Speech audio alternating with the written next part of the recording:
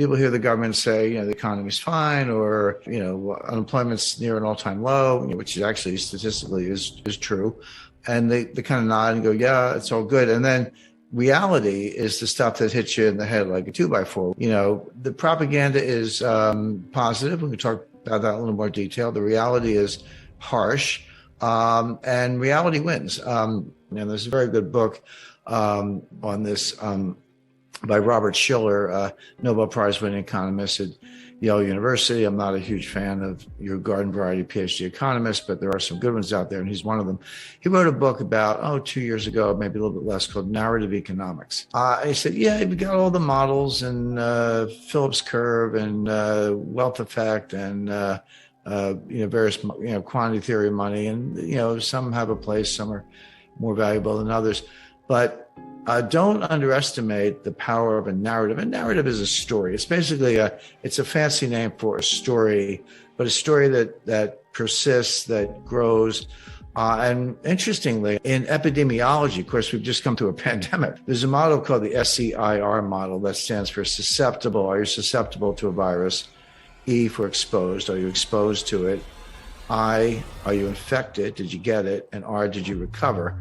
The difference between I and R are people who died. But it's a model, and it's mathematically based, and it's empirically validated of how viruses spread exponentially. And you can also use it to forecast how a virus is going to go. Well, what Shiller did, he took that model, moved it over to economics, and took a narrative kind of like a virus, not in a negative sense, but just as something that spreads.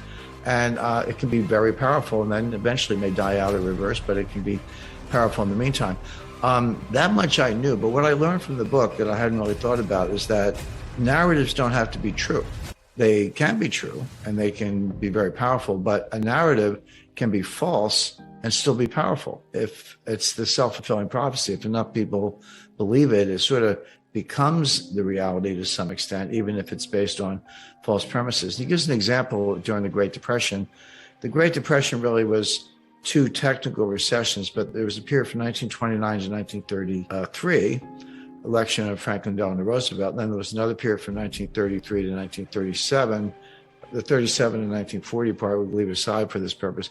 But during the first part of the Great Depression, unemployment was high, output was dropping, trade was dropping. It was a very, very bad time, no doubt about it. But not everybody was out of work. Not everybody was poor. There were a lot of people with a lot of money at the time. But it was felt that being ostentatious was poor form. It's like, okay, I'm lucky I have a job, I've got some money, but I'm not going to buy a new car, buy a big house, or flash it around or whatever, because it's really not considerate of all the people who actually have fallen on hard times. Well, that was the narrative, but it's the worst possible economic advice, because it's precisely the fact that people with the money should keep spending that kind of can boost the economy out of a depression. So by people saying, well, even though I have the money, I'm not going to spend it because it's poor form, we're actually prolonging the Great Depression. Now, when FDR came along, he was elected in 1933, became president in 1934, the psychology turned 180 degrees, and all of a sudden, the Democratic campaign song was "Happy Days Are Here Again," and FDR seemed to solve the banking crisis and so forth. And all of a sudden, it became okay to spend money. Well, in the middle of the Great Depression, 1934 to 1936, those were some of the strongest years ever for the stock market. And unemployment did come down a lot. Now, the problem is it came down from like 25% to 15%. Well, 15% is still, painfully high, but it was a big move in the right direction. So he describes how the narrative flipped from don't spend money, it's poor form, to, go spend money and help the economy. None of that is taught in business school. It's not taught in economics.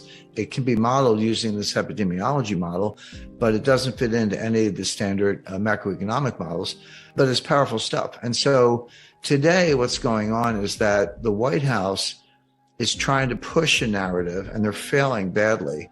But they'll say, if you listen to the deliberations among White House officials, some of the stuff leaks to the press, and I know some of these people, it's like the economy's great, unemployment's really low.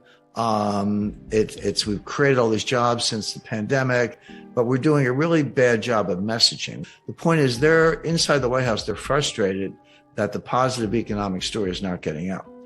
the correct analysis is that there is no positive economic story. The economy is in terrible shape. The problem is not the messaging, it's the message. And this is why I say the propaganda from the White House that things are great is at odds with the reality, which is things are not great. Let me give you some specific data points, because as I say, I don't like to make statements like this without backing it up.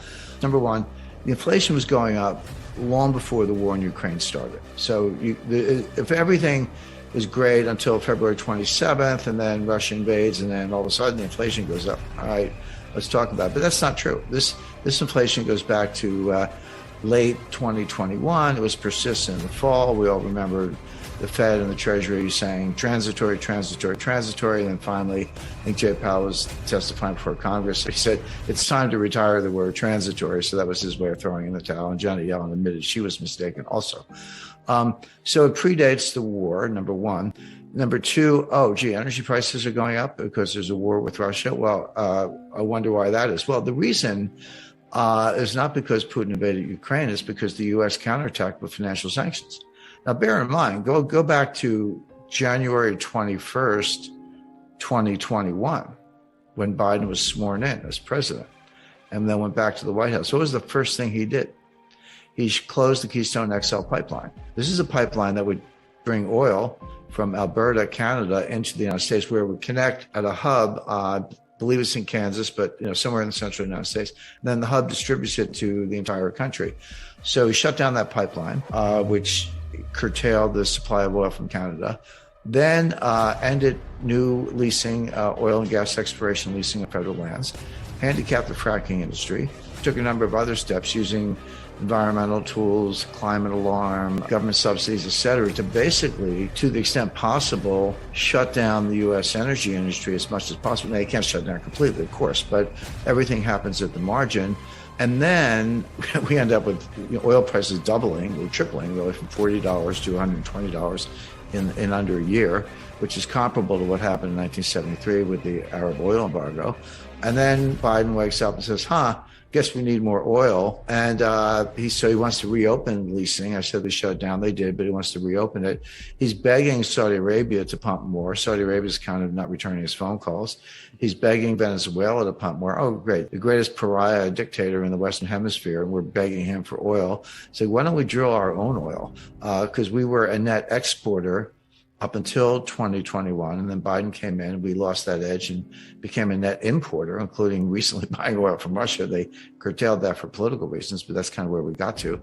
So you wonder why the price of energy is going up. In other words, this damage was self-inflicted, but don't be misled by the headlines because they're, again, this narrative, but they're not actually doing it. So the point being, the price increase and the inflation in the U.S. has very little to do with Putin and everything to do with the U.S. handicapping its own energy industry, begging dictators for oil, and the influence of the climate alarmists. And by the way, that whole crowd want higher gas prices. They want gas to be $7, $8, $9 a gallon because they expect that will accelerate the transfer to electric vehicles and make the electric vehicle more attractive relative to the internal combustion engine. Now, that's another fantasy. It won't happen. We don't have time to go through all the physics of it. And, output of energy by weight, gasoline compared to batteries and the pollution of batteries and the fact that, we don't have the charging stations. And even if we did, where's that electricity coming from? Oh, coal. It will never happen. But meanwhile, they're destroying the U.S. economy in pursuit of an ideological point that will never actually happen. Another example of propaganda.